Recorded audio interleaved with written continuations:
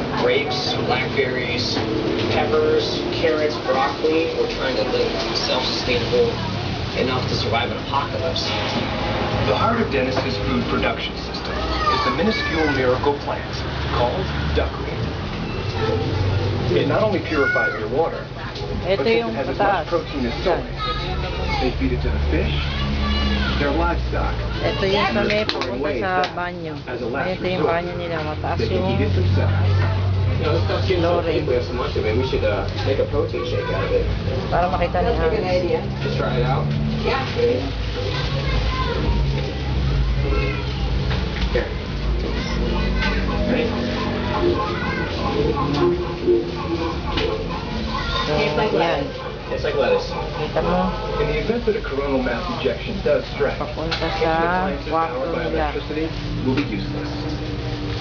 Danielle uses Buti wala ng tubig, no? Hindi na uli na sa baking tubig. bread, to making sun-dried tomatoes, and even to dehydrate duckweed. Dalawang baitang papaba. 1, 2, 3. Naku, may natutulog pa pala. This didn't even allow us up to 10 and we only have 8. So we try to stay under the radar as much as possible. Kaden takes personal pride in being responsible for the chicken. Pag tinaasan mo, bababa yung kisame nila. So yun yung exhaust fan sa labas. The McCoy backyard menagerie is not limited to just fish. It's about Yung kisame parang mahulog na. the practical packs, so that even without electricity to run the refrigerator, they will still have fresh milk daily. We have 2 West African pygmy goats, and they provide our family with a half a gallon of milk a day.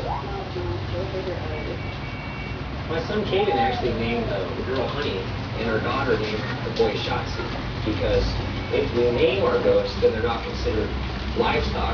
Tinaasan nila yung aparador. Papatong na pala para hindi And the city we live masilis. in doesn't Yung allow hagdan. goats unless you have 35,000 square feet of Sa land, which we don't have.